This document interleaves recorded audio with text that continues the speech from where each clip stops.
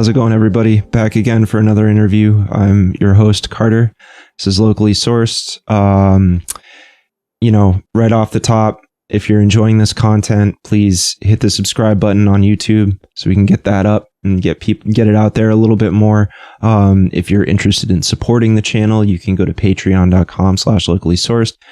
Hit us up there. Pretty cheap, pretty easy, but it helps to maintain things and lets me go and do a whole bunch of other things aside from just interviewing, like on the ground reporting or more deep dive analysis videos that are more thoroughly researched. So worth it if you want to see more of that kind of stuff. But today, my guest is the chairman of the New Hampshire branch of the Communist Party of the USA. And we're going to bring my guest in now. Rat, how are you doing today? I'm great. How are you doing today? I'm doing well. Rat and I have been like friends for a little bit, just, talking about different issues and whatnot. And I felt like it was really important to bring them on as a guest so that we can sort of dispel some of the misconceptions that people have about CPUSA and communism in general, and just have sort of a healthy, open discussion about that.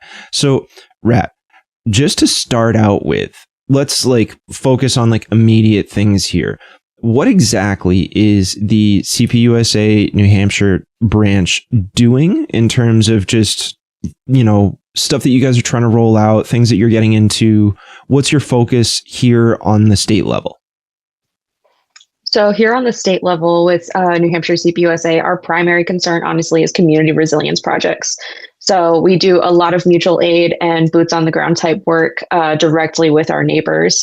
A lot of people actually know us from our first big project in community resilience, the People's Potluck, which we started in response to SNAP benefits being turned off in November of last year. So we did a food drive and a warm food distro where the community basically pulled together a huge potluck and we served food throughout the entire night. So we had dozens and dozens of people coming in to the venue that we were at, getting warm food, eating dinner, then shopping through the pantry, which was overflowing. The community really showed up for us in a really big way and showed up for each other in a real, the most beautiful way that I've ever seen. And then we spent the rest of the night packaging up warm food and taking it out to the houseless community here in Manchester. But we're doing a lot more projects like that moving forward, and guerrilla style food distro to our houseless neighbors moving forward in 2026. So it sounds like you guys are really mostly focused on doing actual material, just provisional stuff that helps communities survive and thrive in the current economic climate, which is, I think you don't have to be a communist or even a socialist to understand that we are kind of getting choked out here in the United States right now. Which is, I think that's awesome. And so I guess the follow up to that is do you guys have any sort of what are you doing in terms of the more political sphere? How do you guys engage with that? So we primarily don't do a lot of electoralism here in the New Hampshire chapter of CPUSA. So we will be doing door knocking in regards to voters' rights and informing people about their polling stations and such like that. We have a couple different restrictions due to being the Communist Party USA when it comes from the federal level and the local level. So there is a couple different things that we kind of have to navigate around that make things a little complicated. Fun fact, Red Scare laws are still on the books. So that is our fun bob and weave that we have to go through. But our big push, starting also at the national level and coming down to us, is mobilizing against the SAVE Act in Congress, which is a whole nightmare sphere of poll tax and voter restriction. So that's what we're going to be doing a lot of mobilization towards in the more political electoral sphere. But we also do a lot of collaborative projects with our other local parties and left organizations and mutual aid projects, which, range the whole gambit from electoralism to just mutual aid. So, that's I feel like that runs in the face of a lot of what folks on the ground and just sort of in American culture understand to be what the communists stand for. So like, I'm really enjoying kind of unpacking this. So help us understand sort of like what the what is the CPUSA and how does that compare to an organization like the DSA, or for those of you that don't know the acronym, the Democratic Socialists of America? Folks know them most prominently for their assistance in getting Zoran Mamdani elected in New York City. But it's clear that you guys have some distinct differences, and I think it's probably worth just discussing that a little bit. Yeah, absolutely. Our first big difference, honestly, is that we are a political party, not a big tent organization. Communist Party USA is a strict Marxist-Leninist organization, while organizations like DSA in particular are a big tent, which takes anything left of center. And they have dozens of caucuses that all have different beliefs and different systems that they move within, while we have a singular system that we move within of democratic centralism. So that's like our first big difference. Our second big difference is that over in CPUSA, we are one of the oldest communist organizations in the United States. We can be tied all the way back to the Soviet Union and to the Chinese Communist Party. So we are the direct sister party of both of those parties, which is really like an amazing historical moment to just like think about and be like, wow, that's what we're living like in the light that we live in, is the amazing revolutionary action of the previous world parties.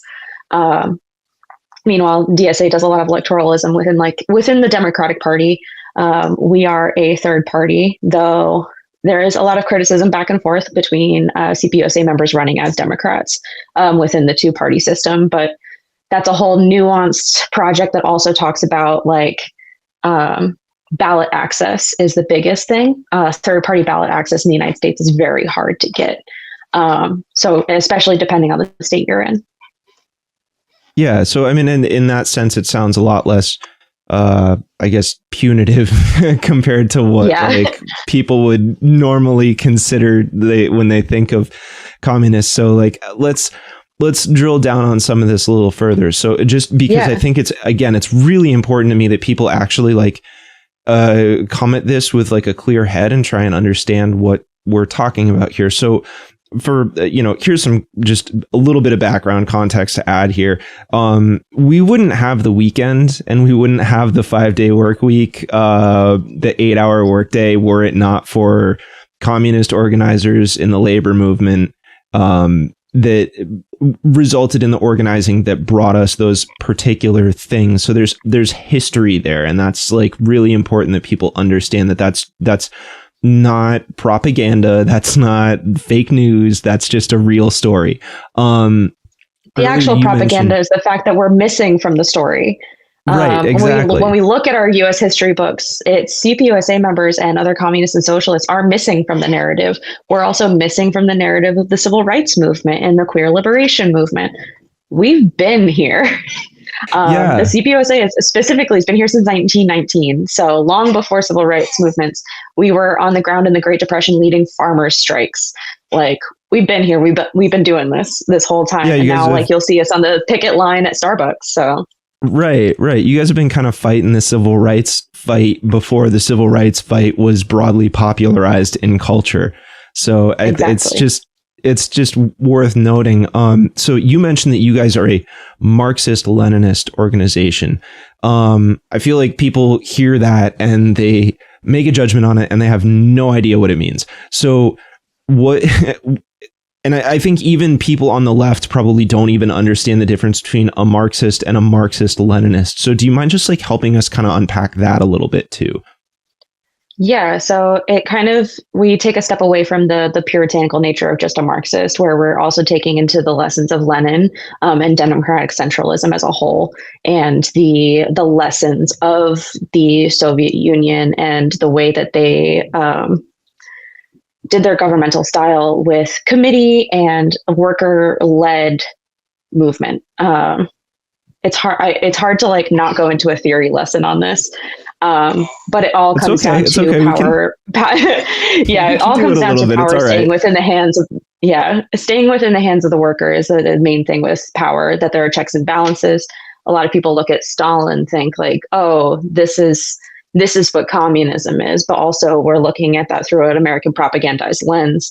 Meanwhile, fun fact that a lot of people don't realize is Stalin tried to step down from power numerous times because of the cult of personality that followed him, that even we see today.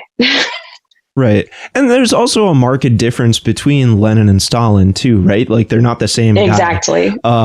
Yes. I think the thing that always stood out for me, but as I read and learned about it more, was that sort of like the main sort of divergence for Lenin when it came to Marxism as just a theory in general was Marx was very, very strict about like, okay, you need to step from feudalism to capitalism, and then capitalism to socialism, and then socialism to communism. So you're talking about a progression of sorts, right?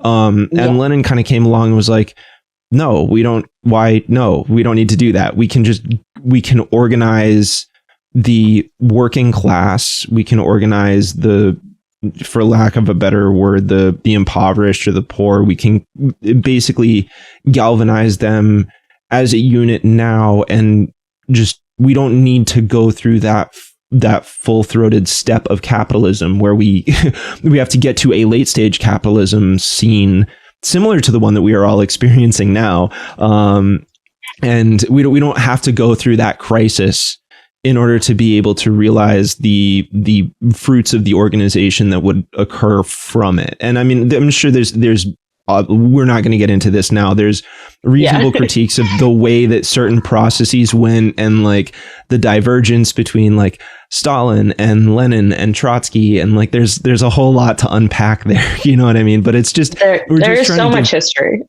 Right. We're just trying to give a little bit of context, because as if people don't understand this by now, leftists disagree with each other all the time. Like all the time.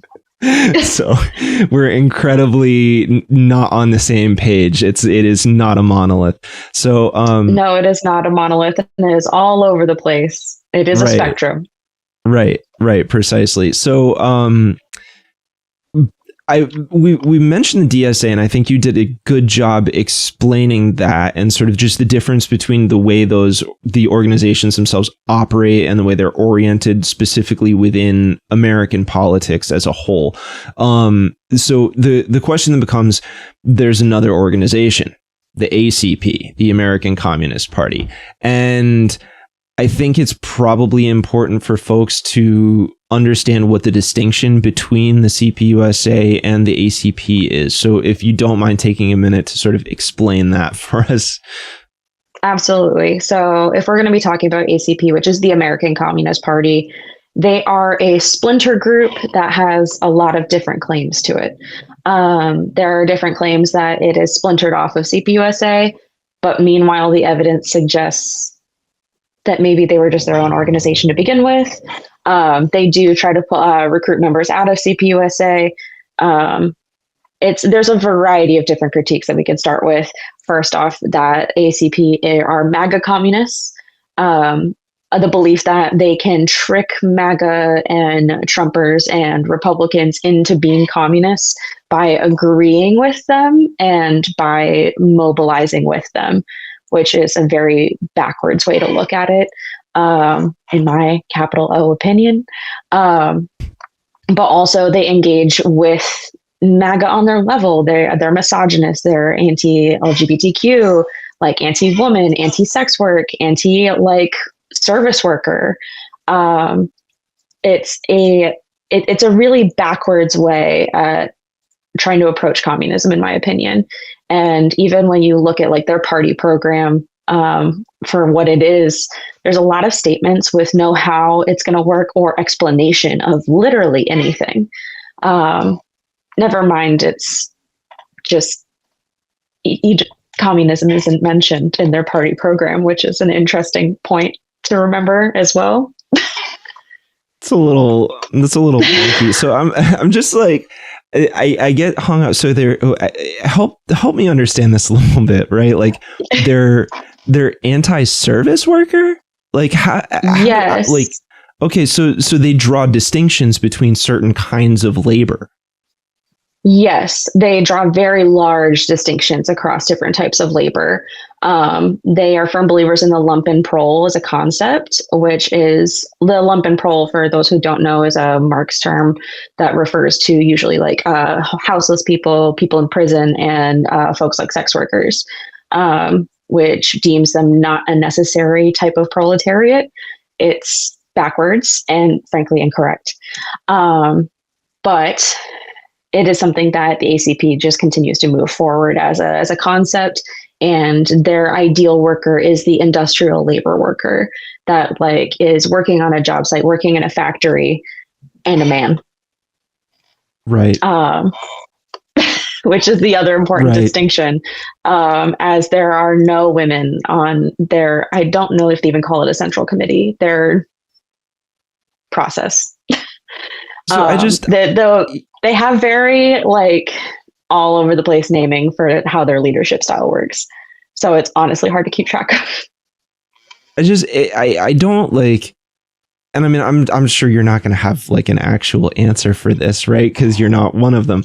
But like my general like question when I see that is I'm like, okay, so like the whole thing about like communism, right? Community, like we are in a commune, is the just going to the root word and the definition of where that comes from kind of encompasses literally everybody. So if like that require like to ignore all of these other groups requires denying their humanity. So they're what's identifying individuals as less than full human. And if you're not like, I mean, I guess like whatever, I would fall into their definition of qualifier because I'm like a carpenter. Yeah, you like, qualify. Like I don't. White guy carpenter. Yeah, right. But it just that doesn't like, I don't know. That doesn't track to me because it's like I can't not see another human being as a human, like regardless of like what you know, like your aesthetics or your like, you know, biology or whatever, right? Like we like you don't it's not there's no situation in which you can't like, you know, produce offspring with somebody from another race. You know what I'm saying? Like that's like that would qualify somebody as not human, right? That's like saying like, oh yeah, you engage in like bestiality. Like that's not how that works. Like we're all human beings. That's nonsense to me. It is crazy, honestly, to look at the opinions that are taken as party line within ACP. And it honestly, it's just like, whenever people come up and are like, oh, are you ACP? I'm like, no. Hardline, no. Never will, never, no. And it's an odd thing to have to contend with, but it is unfortunately the nature of our political sphere right now. That like there was eventually going to be an opportunist group that tried to move MAGA to the left in some sort of backwards ass way. That I, at least myself, it's not it's the way that they're going about it of tricking people just isn't how this works. It's not educating people. It's just a fallacy and a sham. Yeah, well, and it reminds me of just sort of like the general thing of like is like communism is sort of like inherently like a populist idea, right? Like you're sort of hitting like the population or popular support as dictated by what like ostensibly democratic means. Although that's not necessarily the only way to go about doing it. But but generally speaking, it's sort of like it's what people would call right-wing populism, right? And a historian would disagree with you that there is no such thing that require like Thomas Frank has talked about this, where there's this deviation where at one point there was sort of like recontextualization of the word populism, that like the populist party in the United States, where it really started, where they sort of defined this term. I think it happened on like a train in Kansas or something like that, where they were trying to figure out what to call their party or whatever. And they were like, oh, we're going to be the populist party. And it was like, and that was where that term sort of like birthed itself. But that was a left-wing movement, right? Like that was like very much so at its inception, a very left-wing concept. And I likely, in the same vein as sort of Red Scare tactics, basically it was sort of vilified, and then sort of as capitalism and liberalism will do, reconsumed and relabeled as its polar opposite, right? And so that's how you end up with a situation where it's like, oh yeah, the way that we all solve this problem is by kicking all the brown people out of like the country, or something, some insane concept like that. Oh yeah, the way we deal with this is by just making sure that the corporations have as much as they possibly can, because we haven't somehow understood that trickle down economics doesn't work, even though we have the past like 30 years to prove that didn't work. So it just, yeah. Do you feel like that's an adequate analysis of it? And is there anything that you'd like to add to sort of that just general read on the situation? No, I would agree with you on that read of the situation. It is just absolutely backwards and just in constant conflict with what it names itself. And that's something that like we often discuss in CPUSA when it comes to the discussion of ACP, is that it is just like the antithesis of everything that we are and what we stand for. And it just is honestly, at least for me, a motivator to continue to do the good work that we're doing, to continue to further differentiate ourselves from the ACP. Right. Right. And it's like, as you described earlier, it doesn't sound like you guys are really doing like, I mean, again, this is I'm sure in large part due to sort of like the general like political and cultural oppression of people that openly identify as communist within the country. And then also just sort of the fact that you guys are a political party, but it sounds like because of the sort of just those particular variables, it sounds like it really does mean that you guys have to just genuinely focus on like providing meaningful material results for people in their communities. And so it's like that it sounds like you guys are just here to help. Like that seems like the read, if I'm not mistaken. You're not mistaken, because in like, at least, and I can only speak for New Hampshire, because there are a variety of other chapters across the United States that are doing electoral work. I believe we had 4 CPUSA members elected to offices in the fall last year, throughout the United States, ranging from like city councils to, I believe we have a sheriff somewhere. Oh, wow. So we've had a couple different wins across the country when it comes to CPUSA members going for electoral races. It is just one of those things that, at least on our local level, that is not like, when we discuss it as a party, it is not something that any of us are particularly interested in partaking in, especially in our political sphere here in New Hampshire, which we all know is very complicated and has a lot of moving parts, and moving parties. Yeah. So a lot of we're just putting our labor into community and taking care of each other, because we are coming up against a situation in which the state is not going to provide for people. And we believe in building dual power, and basically providing for people where the state will not. Right. And so I think this is a cool thread to follow, because it actually kind of touches on a few different points that we've already discussed. Right. So we've initially brought up the concept of the Red Scare, right? Which I think is important to maybe like explain sort of the history and context of that for people who are just for whatever reason may not be fully aware of it or have misconceptions about what it was. And then sort of if possible, what I'd like to do is maybe follow that line through a little bit in terms of how it seeped into culture. And then, we're talking about something that happened in like the 50s, if I'm not mistaken. and like really So like the there's meat been of a it. couple Red Scares. So Yeah, not that we haven't had more than one, right? We've definitely been through, because you've got the Cuban Missile Crisis and like all this stuff. Doing everything in my power to not talk about Cuba right now, because I'm very like just so deeply upset, and it's in many ways we're entering another Red Scare right now because of that. Oh, absolutely.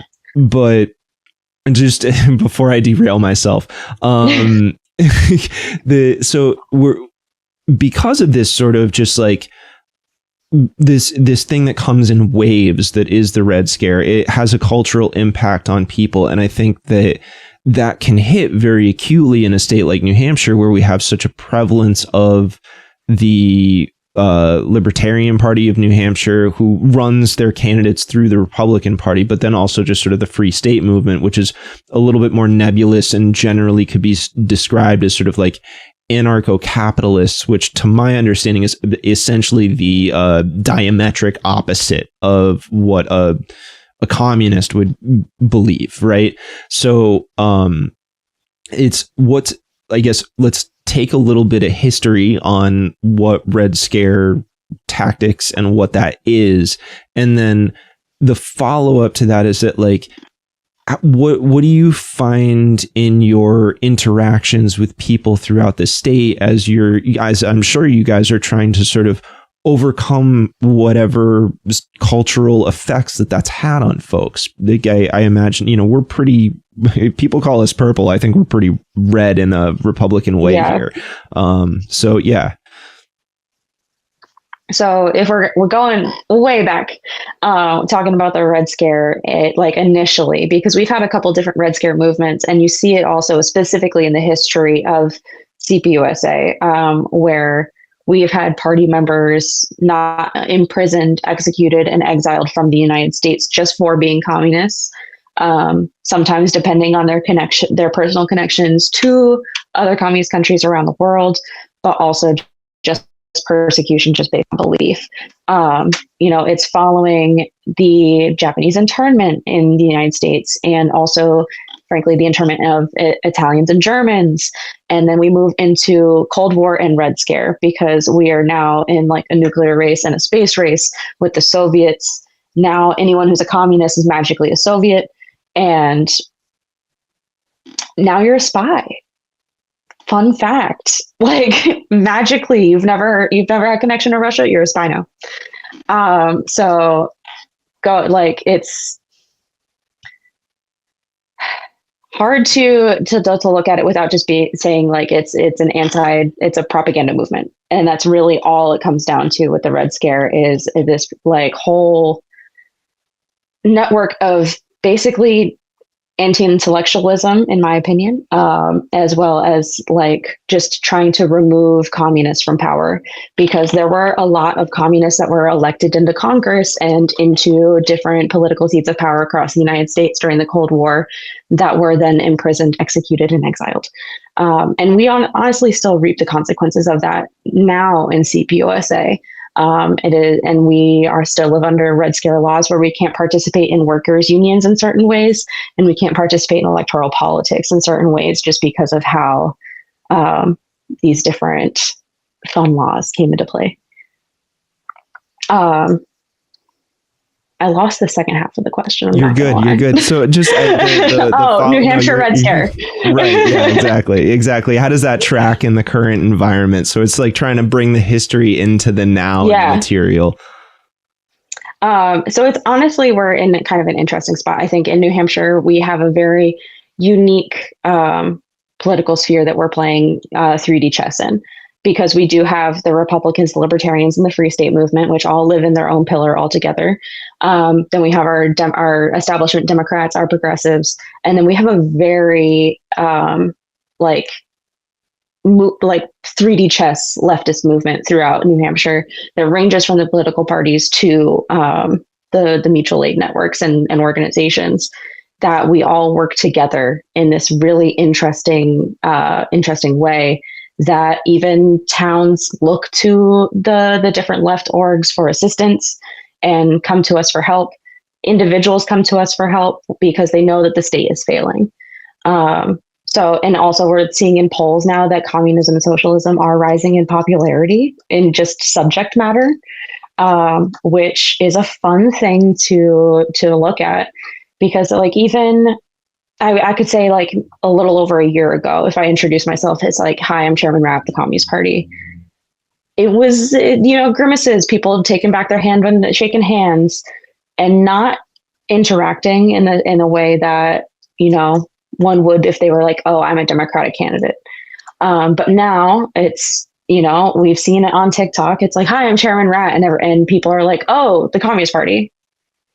And it's like, and we're having this like uptick in this positive interaction now, even with the People's Potluck that we did. Where were we? We were at Aldi, like a bunch of us from the party. We were shopping for the food bank the food drive that we were doing as part of the People's Potluck. And this guy came up to us and he was like, oh, you like, who are you feeding with all that? Because we had like 4 carts full of food.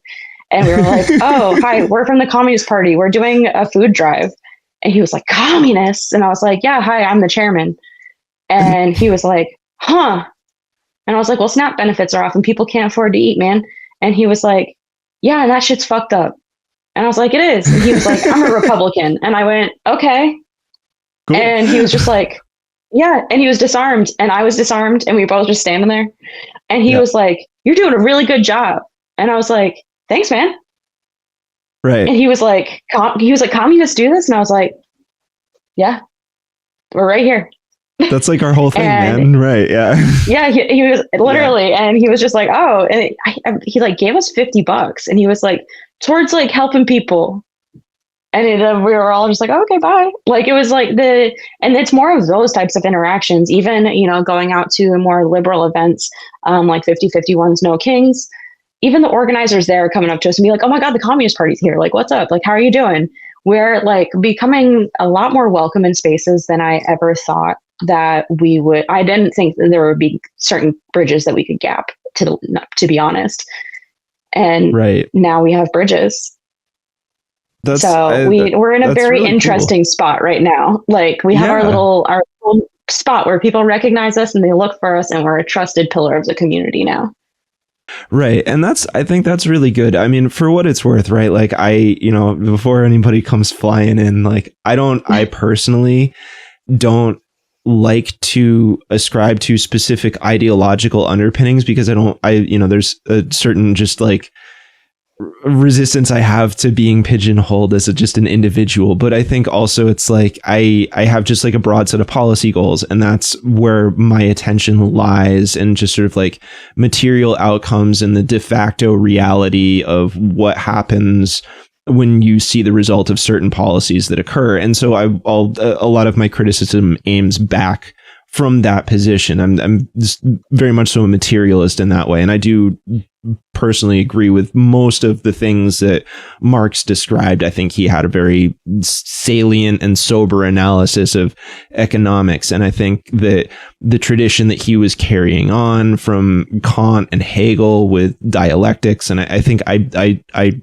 ascribe to that very deeply. And I think, to your point about like just the propaganda and the desire to sort of get this out of people's head is this notion of dialectics and being able to sort of like counterbalance and try and find, what was, I think Kant was basically saying like, oh, like I can't describe something that's infinite because I'm not infinite. So I have no way to like illustrate that to you. I'm bound by my understanding and I cannot access that reason that exists beyond the understanding that I have. So I think I find that particular analysis to be accurate.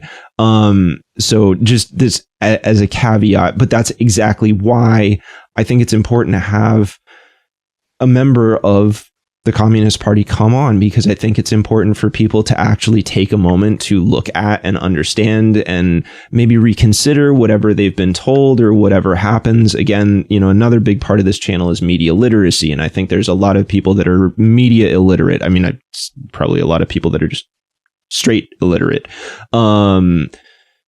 Which is unfortunate. But what fascinates me is this story that you just told about a Republican, like a self-identifying Republican that comes to you and says like, okay, like you guys are doing a good job. And I think that's interesting because it shows, like, to me, that shows the actual breakdown of ideology and material outcomes, and how just it's like, and this is part of the reason I take the position that I take, is it's sort of like, in a way it's irrelevant the way somebody wants to ideologically classify or label themselves, because at the end of the day that's all sort of in flux.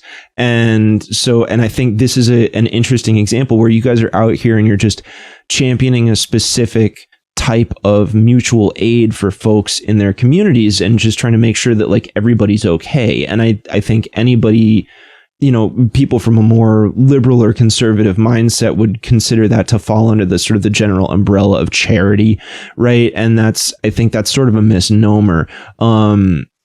But it's just, I find it really interesting that this is the dynamic that occurs. And I know that I'm trying to make my way to a question here, but You're okay. it's, the idea is more so like when you experience these things, like how do you, as just like the individual person, sort of like wrap your head around just sort of that much more like wide and intangible dynamic of the conflict between people's ideologies and material outcomes, and the understandings and the conflicts between them, sort of just to get around to that dialectical thought, you know what I mean? Yeah, so it's one of those things that it's, where to even start? It's okay. I know that's like a pretty big question, so I understand. Yeah. So at least for me, it's one of those things that we're all in the same struggle, no matter how you identify politically. We are all still living under late stage capitalism. We are all sitting here watching the brink of World War III. We are all watching our wages go down and billionaires get richer. And we as the working class need to find more class consciousness. And if we have to bridge that gap through having to do food distro to people that would, if we talked a couple years ago, they'd wish me dead, then let's have that conversation. And it's like the guy at the grocery store is not the first person that we have come across that is like, oh, well, I'm a diehard Republican, or I am MAGA. I am from the farther right.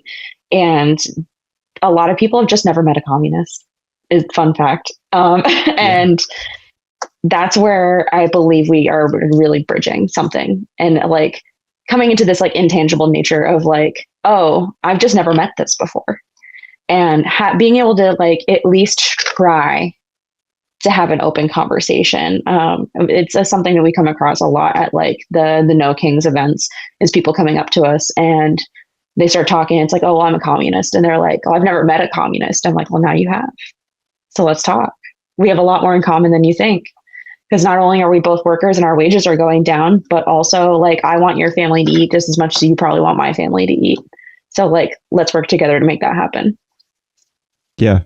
Yeah. And I think that's a really good, I think that's a solid message. I think that's something that resonates with just about everybody. Again, to your point about like not locked into some sort of like red team versus blue team nonsense or whatever. So sort of speaking of, like we've done a bit into the sort of more conservative side of things. Like you mentioned a word that I think is interesting, and you're like exactly the type of person that I would like to maybe pick this apart with a little bit.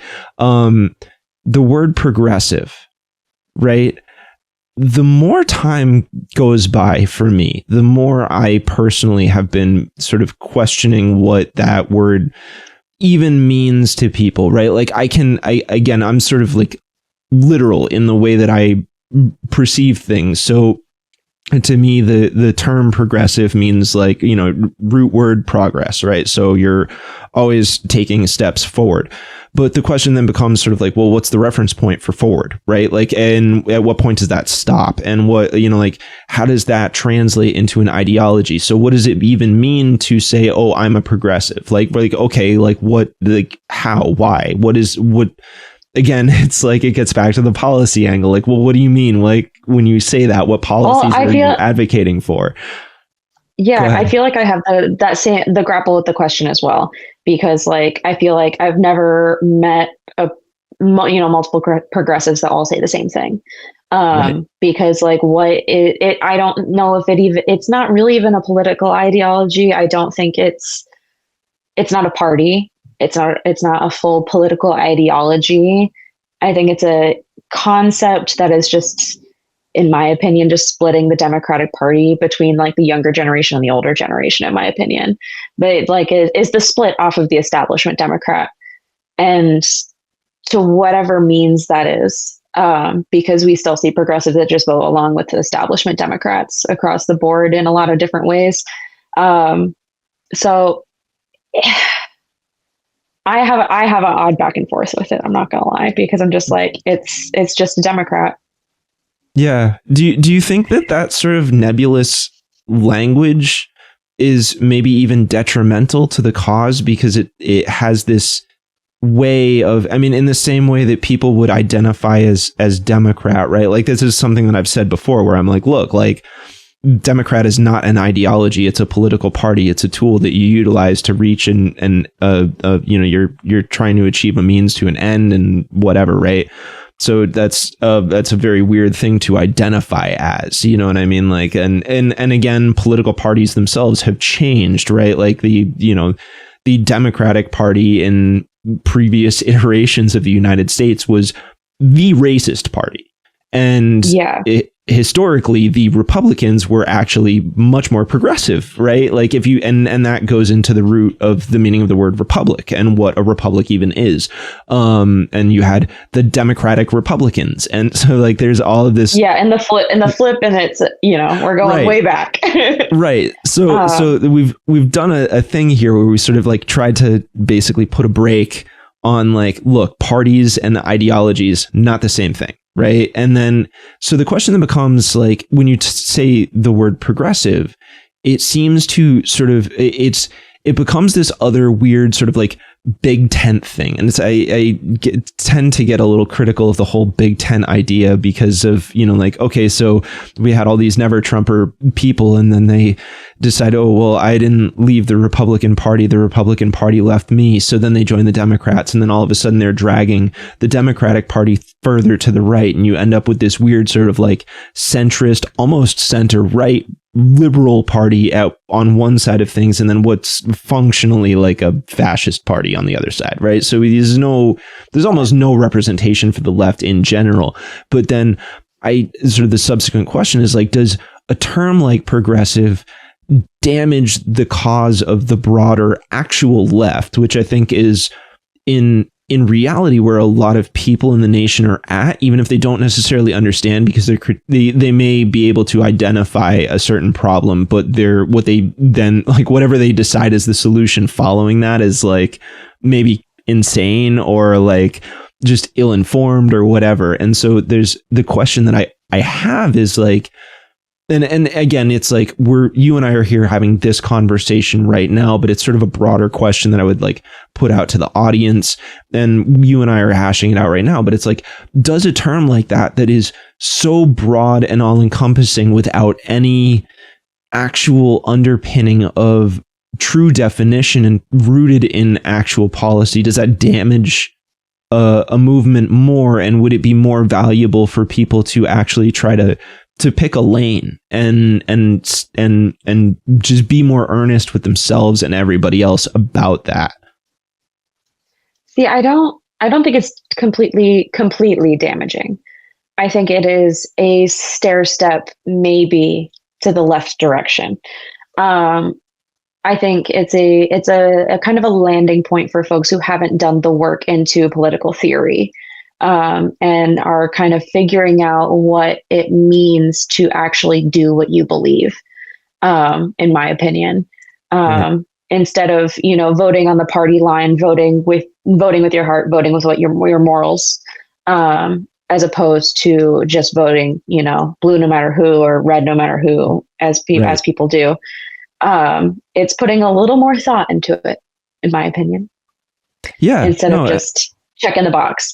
But it's also one of those things that I think the progressive movement as a whole should take a more definitive stance and figure out maybe a party platform and like come to a place where where they actually know what they believe. Because I feel like it's in flux in a big way. And like what you described earlier of like, we have essentially a fascist party, and then we have like a center right party of the Democrats, and everything is just moving to a further conservative level, which is just this massive gap now between the Democratic Party and now what people, call like the far left or the alt left or whatever Twitter is deemed as at this point. I love that. And then like somewhere floating it. Yeah. And then somewhere floating in the middle is people who call themselves progressives because they like gay people. Right. And it's still, I find most people who identify as progressives are still pro-capitalism. So like, right. they're not joining us over there. Right. They're still really on the liberal sphere, and then the Democrat sphere, and to the Republicans to the far right. So it's a weird back and forth for me, honestly. And I just kind of, for me, I'm like, pick a lane. Let's take a stance against capitalism. Because capitalism is what's killing the earth. But I just wish there was a more solid way to describe what a progressive was than like just people who actually vote with morals. Yeah. Because that's what I would describe a progressive. Right. Well, and then, the sort of the follow-up that I have is I'm like, when people say, well, like, oh, well, I'm voting with morals, I'm like, okay, well, so, this gets into the social versus fiscal, right? Like, at least for me a little bit, where it comes to like, okay, so like, what you're socially progressive, like, well, how can one be socially progressive without being fiscally or economically progressive? Because if you choose to only reward like identity markers and celebrate identity markers, and again, I just like, look, I realize the absolute trappings of me as a like white guy saying this, right? Like, I get it, and I understand that it's sort of loaded when somebody like me says it, but again, it's like, I also think we're in New Hampshire, dude. Like, there's so like it's mostly a white state, and maybe saying this kind of thing is gonna make a little bit of a difference here, then at least to this particular audience. And it's like I don't need to explain this to people who are not white, right? Like anybody who's not white or not a man in the traditional cisgender sense, like they don't need to hear this. So in a lot of ways, it's like, this is not for you guys. Like I get that you get it, and I'm not preaching to you right now at all. But it's sort of like, look, like if you sort of reinforce those social norms and sort of that equality, but you don't tackle the economic problems that proliferate our society, then you're still subjugating people, again, regardless of their identity. And this is, like, white people absolutely are going to have more like just baked in privilege because of the country that we live in. And that is a true statement in terms of just like what your experience is walking down the street, right? Like a white person walking down the street doesn't worry about just getting like jumped by a cop the same way a black person does, right? That's one example, right? Like a cisgender person doesn't worry about what bathroom they're going to go into, as opposed to a trans person who absolutely sweats the hell out of that. So, absolutely, all day, every day. Right. And so, but at the end of the day, you're still, if you're not dealing with the economic inequality of the system, then all you're going to do is you're going to sort of elevate people of specific, minority positions to a elevated level within the capitalist system. And when you're brought into that space, and I've seen this happen with people that were like, maybe they weren't wealthy at one point, but then they became wealthy, and then they were wealthy for like a decade or two, and they genuinely lost touch with what it was like to feel that struggle and that fear, because they have this very thick layer of insulation around them. And then the question becomes like, well, does your cultural identity, your social identity actually have that much of an impact anymore in terms of like, we can say we want diversity all day long, but it's like, dude, a drone operator killing children in a foreign country is doing the same amount of evil regardless of what color their skin is or what plumbing they have. You know what I mean? Like, a terrible boss that's taking advantage of their workers is bad regardless of whatever identity markers they have.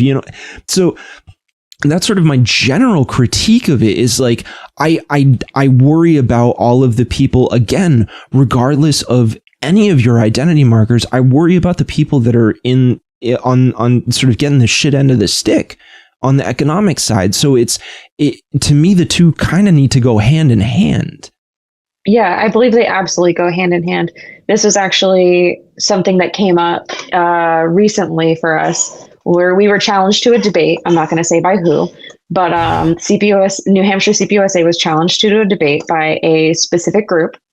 And they specifically only wanted to debate economics and said that there would be no discussion of social issues, to which we declined because that is inherently tied. Like, we can't talk about the economic issues and how to fix economic issues without talking about how they are tied into oppression and inequality, and how liberation is how we like break this economic downturn. And it was an interesting back and forth over email, I'll say. I can imagine. Because we were like, that's not how this works. And they were like, it is. Right. And I was like, I promise you it's not. Because it's just simply not how the work, like, no matter how many laws we pass about making queer people equal or like whatever, that still doesn't change the fact that we still have a lot of other economic problems to challenge, that are still tied to like being visibly queer in the United States. Like, it's this back and forth that like you just cannot separate, in my opinion. And I feel like, folks on the left would agree, that these things are inherently tied to each other. In the same way that like queer liberation is tied to Black liberation. Like, we can't separate these concepts from each other, because we are not free until we are all free. Right, exactly. There has to be sort of a ubiquity. It's so funny that I don't know why, but for whatever reason, when you brought up that email back and forth, it reminds me of like, what's her name? Gun Girl. The one who pooped herself. Caitlin, I forget about her. Yeah, I know. It's everybody does. She's, but like, so like lately, I know that she's been going around. She's trying to do everybody's trying to revive the like Charlie Kirk, Steven Crowder, debate me bro thing on college campuses. But I've seen her do these like hilarious clips where she'll walk up to college students and she'll be like, okay, so who's worse, Donald Trump or Ayatollah Khamenei? And like, it's like, okay, you can't just like, you cannot isolate the conversation to that. And people will try to be like, well, like, I think it's more complex than that. And she's like, no, you have to pick one. You have to, that's not the question. You're not paying attention to the question. It's like, you can't police the discussion in that way. You can't, if you're going to have a debate, absolutely not. You have to be able to debate all of it. You can't say something is out of bounds in that way. Right. Like that's not how the world works. You cannot have these discussions in a vacuum. No, absolutely. Those types of questions always just crack me up, because I'm like, well, we're comparing, apples and oranges type deal. Right. Of like, there's a lot, we could talk for days, about the back and forth on like, religious fundamentalism on both sides, and how maybe things are similar and how they're different, and but also like, we're not in Iran, right? And I don't feel a good place to judge. Right. I can talk about our fascist leadership all day, every day. Yeah, I'm with you. So let's pivot a little bit. how, Okay. like, just before we get into that wormhole of insanity, Before we're gone. yeah, it would just cook in the whole show. So tell me a little bit about sort of your journey into the Communist Party and how you, like, what brought you to this? Like, what was the situation that you were in, or what were you going through? Tell me about that a little bit. Yeah, absolutely. So like I've been in the like left organizing sphere since like 2020, like 2019, 2020, with a couple different organizations. I started off in the Socialist Rifle Association. That was my first ever left org, here in New Hampshire, and it was a time. I'll leave it at that. You can find the tea on Twitter. And but also at the same time, like I've been a sex worker since I turned 18. And so that has been something that has like always been kind of at the surface of my life. And I say this like pretty easily, that like I wouldn't be a communist if I wasn't a sex worker, because it wasn't until like I was in community with other sex workers and the way that we provide for each other and the way we keep each other safe, that like that's what led me to communism. It's interesting because I was on I think it was my first date with my partner, and I was talking about like my opinions on Palestine and like about workers' rights and like all these different things. And he goes, "Are you a communist?" And I'm from the South. Fun fact, I'm not originally from New Hampshire. We have terrible education down south. And I was like, "Isn't that like fascism?" And he was like, "No." And he was like, "I have this guy Lenin. You should read him."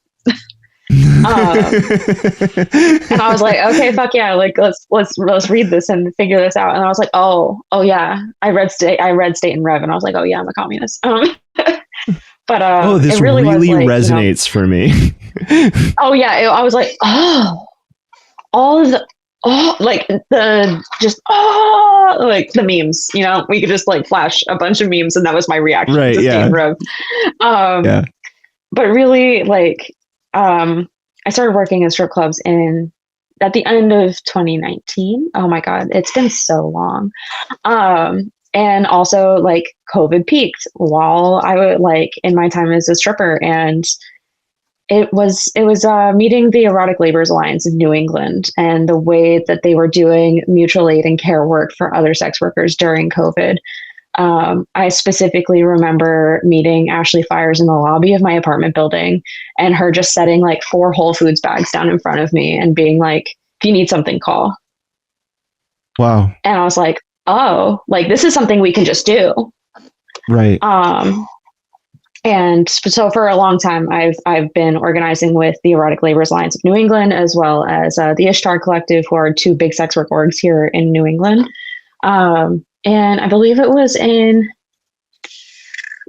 right after October 7th is when I like kind of got reactivated, because Palestine is an issue that has sat close to my heart forever. And I remember like I finally met other leftists and other communists that were like, "Oh no, sex work is work." And I was like, oh, we got it, guys. Oh shit. We're here. Based. Literally. Yeah. Oh, I belong here now. Because that was a struggle for me. Honestly, coming up in communism and coming up in leftist circles was like, okay, but like, where do I fit? Because there's a lot in the history of communism that like leaves sex workers out of the conversation.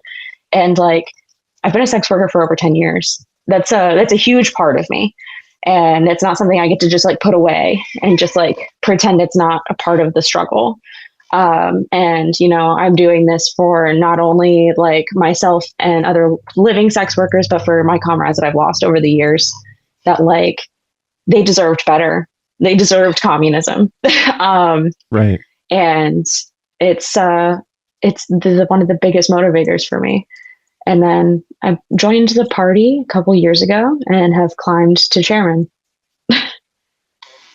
Impressive story. I mean, I think what's really like fascinating about the just sort of the broad, I mean, not like, I don't want to make it sound like it's a fucking science experiment, right? Like, I think what I do find fascinating though about sort of the discussion that surrounds sex work, in particular, is just sort of like just how incredibly vilified it is culturally, like in the United States, most specifically, although there's plenty of instances throughout the globe where this is a problem, and that's not where we are. So, but the thing about it is that it's like a significant portion of the actual labor force that makes up sort of the sex work industry are some of the most marginalized people, right?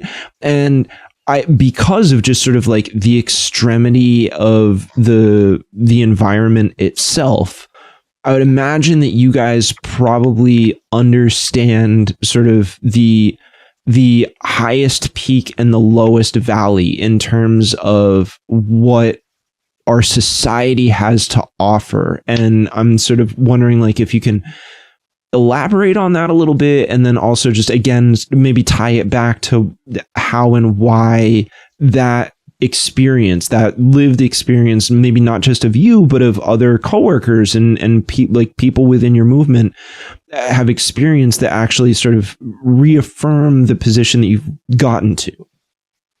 Yeah, it's one of those things that like being in sex work has showed me, like you talked about the swath of humanity from its worst to its best.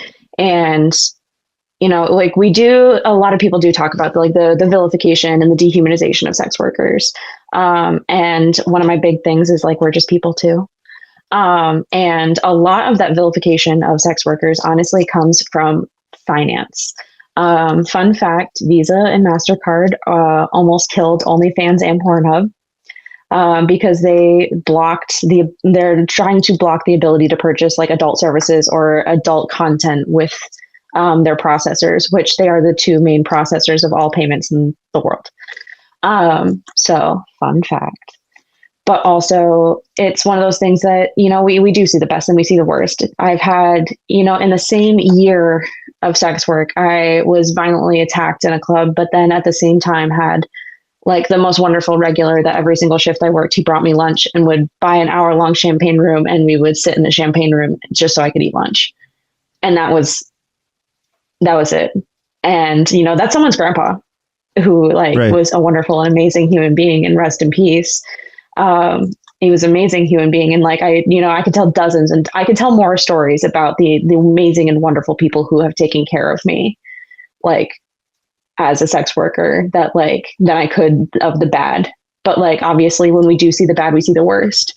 But also some of that bad and some of that worst is the police. There's been dozens and dozens of times that, I've been profiled for being a sex worker by the police, and those are always an interesting back and forth and dynamic. But it's really one of those things that like, we are in a position where as sex workers, we have to take care of each other in order to continue to move forward. Like you talked about, we are like sex workers branch across like the most marginalized people like in the world. Starting off with the fact that we are sex workers, but then also sex work is the most accessible point of work for a lot of people of color, trans people, and disabled people. I can speak for that myself, like as a trans and disabled person, that like being a sex worker is super accessible for me because like I get to determine my boundaries in a way that I don't get to under like traditional capitalist jobs, where like, I get to be like, oh no, actually, I'm just going to go take a break. I get to decide what my schedule is. I get to decide how I interact with this person, and I get to uphold my mental, emotional, and physical boundaries all at the same time. And also we can have a really interesting back and forth dynamic and conversation about like how sex workers like teach people consent and boundaries, and that boundaries and consent go both ways. I've had I just like think about all these like aha beautiful moments that I've had with like even just like customers in clubs who have been like, they buy a lap dance, but then they're like they're in their head about it and they're like freaking out, and it's like, we can just sit, dude. Like boundaries go both ways. We can totally just chill. And people don't even realize that like we're doing that education work for your husbands, your brothers, and everybody. So like, if your husband starts acting right all of a sudden, thank a sex worker.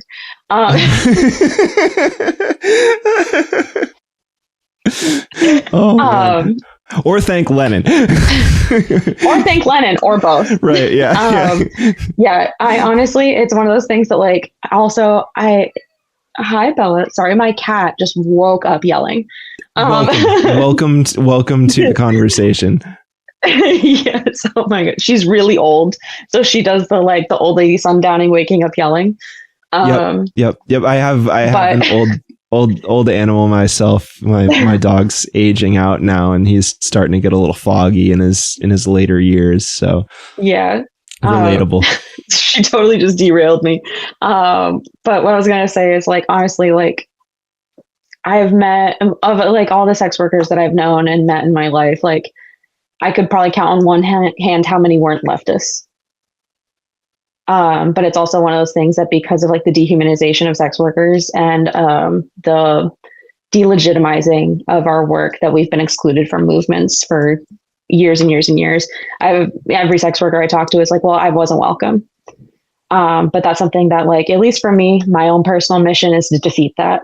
And I am very proud to say that I've created an organizing space in which, like, sex workers and all workers are accepted and wanted and loved and valued in our organizing space. And it feels really good. Yeah, I can imagine coming from that space and having that kind of environment. So you mentioned something that I'm super, I just like, is this, I've seen it and I'm like, oh, I've got the perfect opportunity to drill into this. So you mentioned OnlyFans, right? Now, to give context for the question that I'm asking, right? For anybody that is not aware, there is a very cringy this subreddit on the website Reddit called Political Compass Memes. Now, Political Compass Memes is full of a whole bunch of people that like to use the R word as a reference to everybody else in that particular, thread.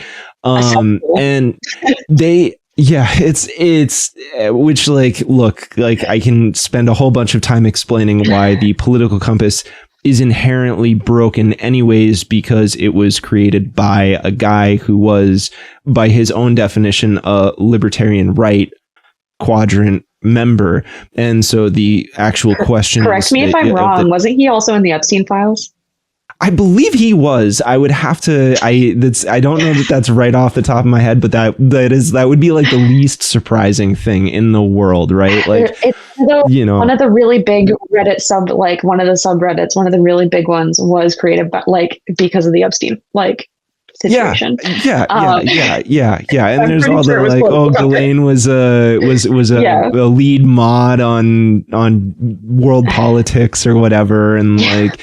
The CEO of 4chan was meeting with Epstein, and like, this is another rabbit hole. So I don't want to get too. Yeah, this is right. I'm sorry, I derailed that. No, we're good. I don't want to get too hung up on the whole Reddit thing, but the people in this thread will they love to characterize the OnlyFans model as a lib-right thing to do, and I just. Again, we've established that is just sort of a bunk thing in the first place, but to take that sort of the ideology or political positioning that would underpin that particular notion, right? Like that somehow this is like a truly free market. Like, I'm just going to take what I got, and and we're all independent and blah blah blah, like anarcho-capitalism, yada yada yada. I am so tired of having to bring that term up. I wish it would just die. I'm curious though, as somebody who like genuinely comes from that industry, where is that just like a complete like misunderstanding of what's going on there? And then like, what are OnlyFans models themselves actually confronted with in terms of just the labor that they do? You're talking about a big corporate app that is like, and I mean, the guy, the CEO just died of like a heart attack or something like that, but rest in piss.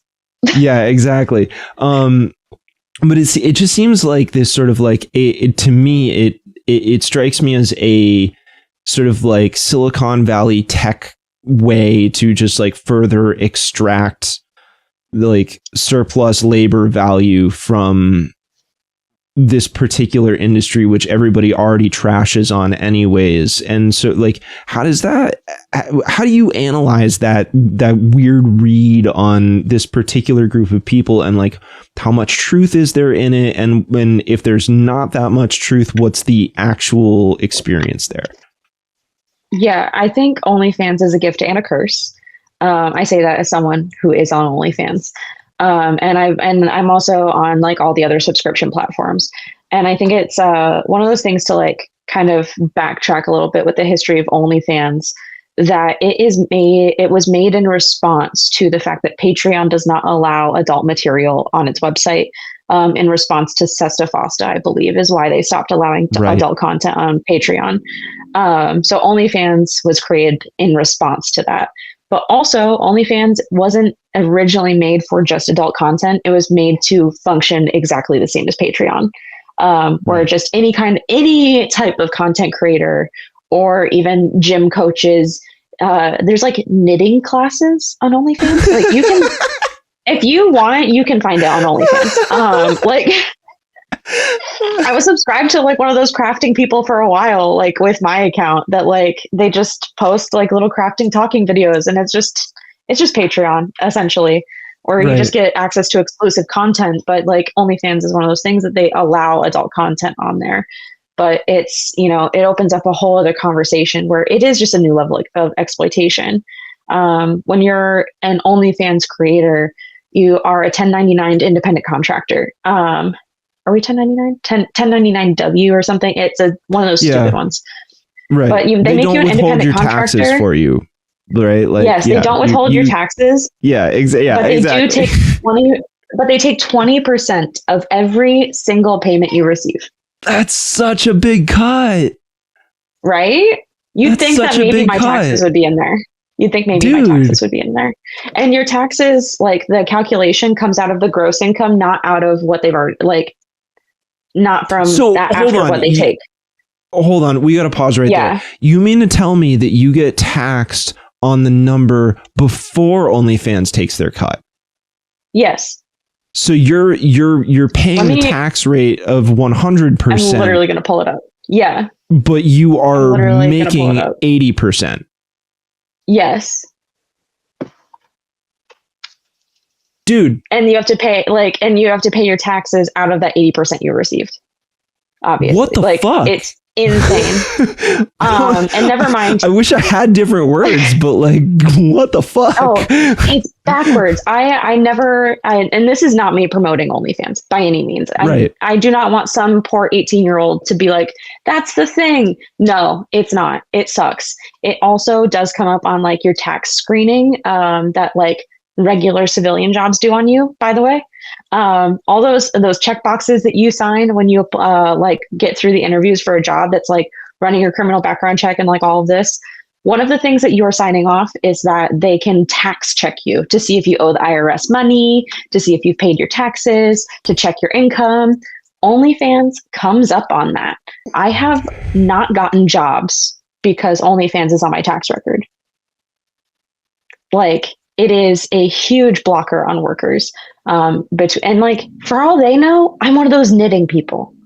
For all they know, there's nothing on there. It just, I can't. Phoenix is the parent company, is what it comes up as on everything. That like they just see Phoenix, and that's they're like, oh, must be porn. Right. So it's insane. It is just OnlyFans is a level of exploitation that just is like unbearable. Never mind that like the platform, the UI is terrible. This is going to get me kicked off OnlyFans. The UI is terrible. But also like there's no search function. You can't just go to onlyfans.com and like search. You can't just scroll like content creators. You have to have a link already to the person that you want to see, which means you already have to have a large following somewhere in order to get traction. Right. Okay. Terrible process. Meanwhile, Playboy Centerfold, which is their response to OnlyFans, does have a scrollable search option, which is super cool and dandy. Interesting. A thing that should happen. And so does Fansly. Fansly also has a scrollable like search option. Crazy. Super Though interesting. Fansly has also a terrible UI, but that's here nor there. So I would imagine that other people that are also on OnlyFans. Do their feelings of the use of that platform echo yours? Like, is there sort of divergence in opinion on the matter? Like, where do people stand on that? I honestly have never seen a sex worker that doesn't complain about OnlyFans. Other than like, your top 0.0001% creators who are, the folks that are making the like $1 million in a day type deal. Like, those are the ones that are not complaining, but they also have accountants that are managing that whole thing, or they have like platform managers in general that are managing their platform for them. So it's one of those things that we're talking about a class problem. Right. Cause like, yeah, exactly. Sex work has, what we call the hierarchy, which goes from, your safest worker, and your least marginalized worker to the most marginalized worker. And, you're like cis het white woman, OnlyFans creator who does not do in-person work whatsoever is like sitting safe and happy and dandy at the top. And that goes down with a level of increased contact physically with customers to like, your marginalization like status per se. And that's all kind of in flux with each other. So the higher up you are in the hierarchy, the less these things affect you. So at least like speaking for myself, like I sit in an odd spot very much in the middle of the hierarchy and like sometimes lower depending on, who wrote it. Right. Right. Exactly. So like, I'm paying taxes for OnlyFans, like out of my own pocket and hand calculating out my write-offs, and doing all the research of what is a write-off for OnlyFans and what counts and what doesn't, and what is enough to like balance it all out at the end. Which is insane. Yeah. Independent contract work is literally just theft in my capital O opinion. Yeah, well, I mean, if you're giving me a tax form, you should be able to take out my taxes. Yeah, it just seems, I mean, again, it's like, and this sort of broadens out, right, to the whole like gig economy problem and just sort of like the experience of Uber drivers or DoorDash drivers, where you're taking industries that previously existed in a very like meaningful way that allowed for protections of workers, where like if you were a cabbie, you had a medallion that you know what I mean, like there, and then for a delivery driver, it's like you literally work for like a pizza joint or something like that, and if you're hitting the 40 hours a week, then you're getting health insurance and so on and so forth, and there's amenities to that. Yeah, and I think in certain ways we're finally kind of starting to make progress back towards that kind of thing, even with the gig economy 1099 workers, where, like Uber drivers and DoorDash drivers won the right to unionize, I think specifically in California during 2020. And sex workers also re-won the right to unionize during 2020 as well. Fun fact. Awesome. That went to the Supreme Court, and we re-won the right to unionize, specifically strippers, because that's we could talk for hours about how working in strip clubs is a whole other level of exploitation and serfdom. That is a whole nightmare. And also now we have our first ever brothel union here in the United States at Sherry's Ranch. Brothel Workers United, shout out them. They're fighting the hard fight right now. And like all my love, all my support, they're really like doing the Lord's work out here in many ways. Yeah. But I feel like we're finally seeing like true like union work solidarity, but even for like, the 1099 gig worker finally in a meaningful way that like is going to actually make a difference. Just even if like the fact that, these we're winning the right to unionize and be able to bargain. Wow. I mean, it's I think this is all incredibly interesting to hear from somebody like as somebody who like I have literally never opened OnlyFans once in my life. I have never ever like looked at it, whatever. Like my attitude generally speaking is like, you know, like I have done like 12-hour shifts with, you know, like an hour and a half commute in and a 2.5 hour commute home because I was forced to leave at rush hour. You know, like I know that struggle. So when I think about any situation where there's grueling labor, my heart only goes out to those workers regardless of what the work is. And so, you know, like sort of downstream from that, it's like I have to be able to accept any industry within that.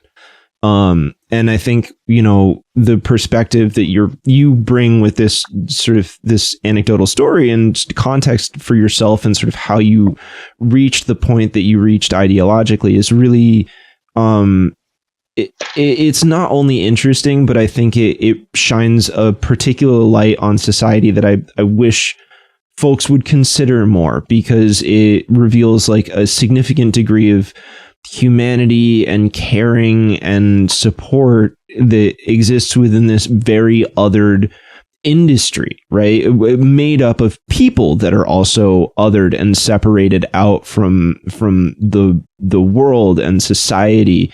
I mean, to your point, like the like essentially being blacklisted from the labor market if you make a choice to even engage with this industry in the first place is like that's harsh. You know what I mean? And I don't think it's right for somebody to have to basically claw their way out of, you know, a choice that they may not have even like, you know, like I said, I don't consume that content really, but like, you know, like I don't think there's a single millennial that doesn't know who Mia Khalifa is, you know what I mean? And that's somebody who is like she worked for like 3 months or something like that in the porn industry, and the amount that I've had to see that woman do just to like separate herself from those 3 months of her life is just like astounding to me. And she's, you know, like I've watched interviews with her about things that literally have absolutely nothing to do with sex work, and she's like an incredibly intelligent and like vibrant person, and absolutely every right to just pursue success through other means. And I don't think that like a choice that somebody made at a certain point in time, whether they chose to stay with that industry or not, I don't think that should eliminate them from the ability to go engage with society like a normal person. You know what I mean? Absolutely. Like, it's the way I like to think about it is like no one is going to be villainizing the construction worker who went to school, like who did construction to go to college to be a doctor. Right. So why are we doing that with sex workers?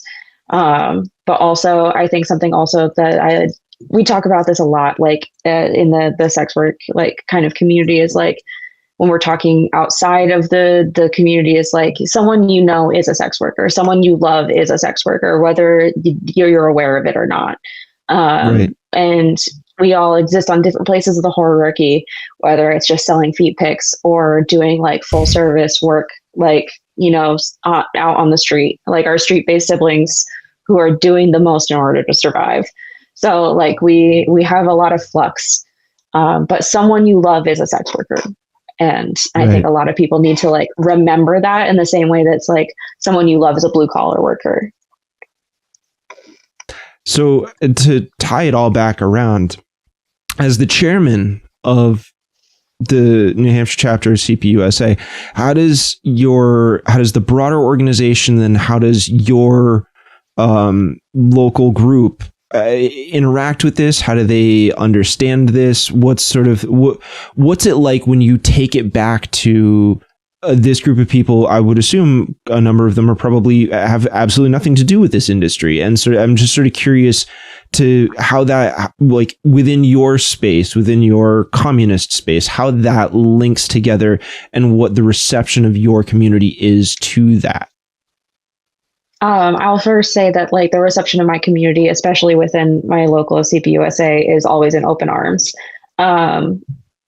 So for D17, which is the Data and Violence Against Sex Workers, my party helped me throw a vigil with the Ishtar Collective and Swine Sex Work in New England for our fallen comrades over the last year, and sat with us in mourning, like basically the whole night.